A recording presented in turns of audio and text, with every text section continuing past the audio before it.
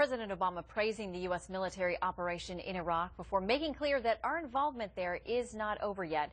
It's time now for our Sunday group.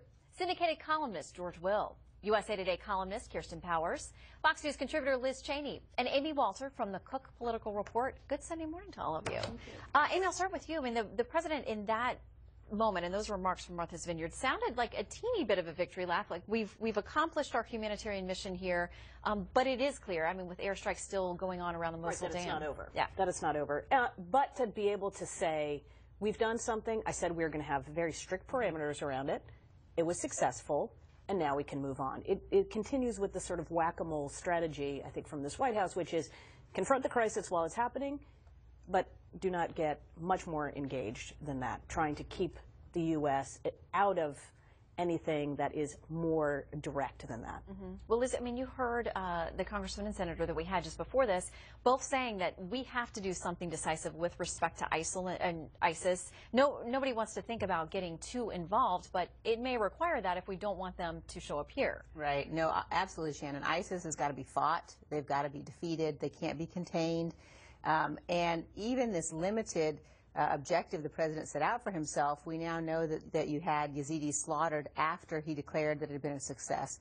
The longer the president waits to take true offensive strategic action, the harder that fight is going to be ultimately. The bloodier the fight will be, the costlier it will be. The fight is coming.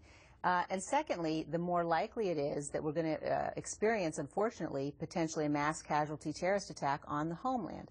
It's absolutely clear ISIS is telling and the intelligence community last week briefed reporters and said that ISIS knows that a war with the United States is inevitable. So it's coming.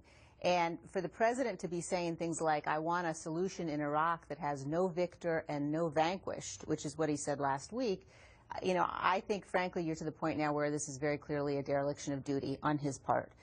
He's unwilling to take any kind of offensive action to defeat ISIS, and is watching this threat, which is a grave threat, potentially of historic proportions, grow by the day. Well, Kirsten, how does he sell that, though, to the American people when he's been the one saying that the U.S. is too involved in too many places and we need to come home?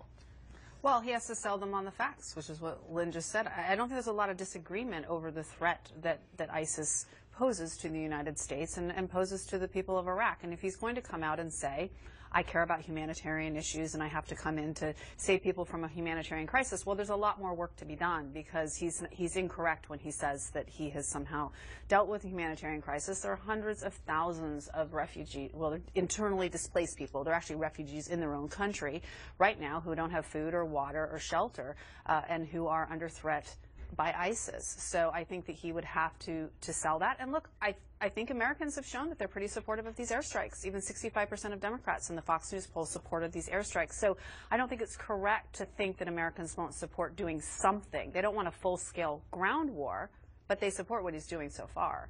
George, can we neutralize ISIS short of that? From the air? I doubt it very much. Something much bigger is happening. Yugoslavia was born in 1918 and died a few years ago of internal contradictions. There is nothing compared to those in Iraq. Iraq was born in 1920. 8 years ago, the senator from Delaware, Joe Biden, suggested partitioning Iraq along sectarian grounds. Well, it's doing it to itself now. The question for Liz and Kirsten and everyone, who's going to take back the cities of Fallujah, Tikrit, and Mosul? The Iraqi army? What is the Iraqi army fighting for? The Iraqi state? The Iraqi state barely exists now. A leader of the Kurdish fighters said there's an asymmetry in the motivation, said the ISIL people want to die and go and have lunch with Muhammad. Our people want to fight and then go home and have dinner with their families. Those are the Kurds who have actually built a nation and know what they're fighting for. What would the Iraqi army be fighting for? And absent that, who will take the cities back? Well, George, I mean, you're right that it is a complete disaster and it is a sectarian mess.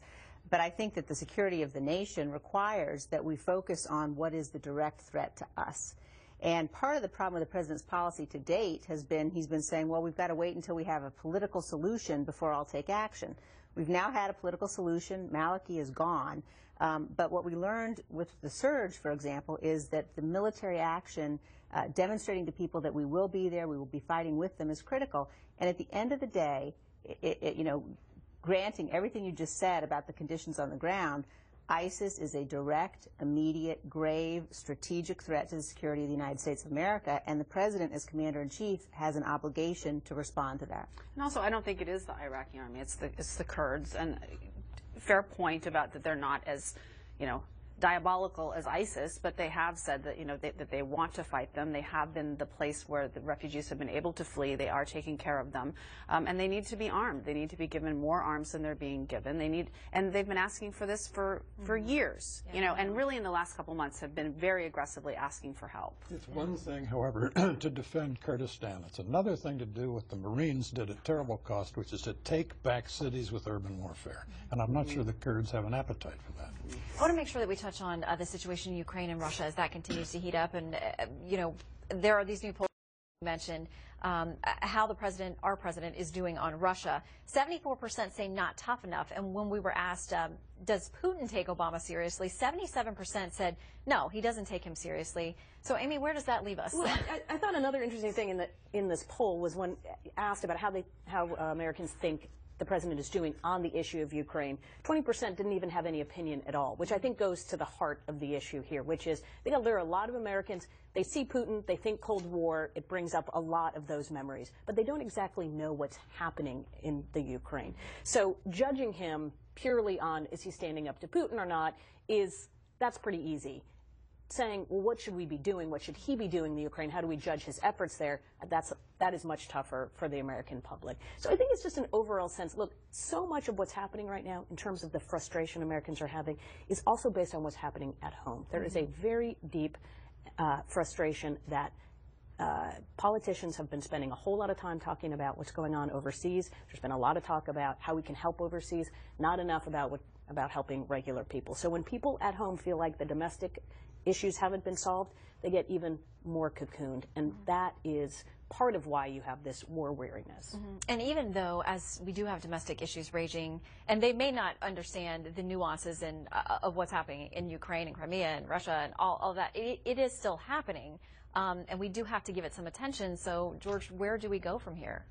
Well, we go to the specific questions, as Amy talked about. It's one thing to say he should be stronger. It's another thing to say, well, what should we do about it? Let's be blunt. 20% of Americans, you say, have no opinion on Ukraine. Not nearly 20% of Americans could find Ukraine on a map, let alone the Crimea, which once upon a time was part of the Ukraine and is now conceded as departed. So these polls are, I think, of very limited information. Well, we will continue our discussion, but not on international affairs. We're going to take a break here. When we come back, we're going to talk about Hillary Clinton. She sparked controversy when she criticized President Obama's foreign policy. Was it all part of her 2016 strategy? Plus, what would you like to ask the panel? Go to Facebook or Twitter at Fox News Sunday. We may use your question on the air.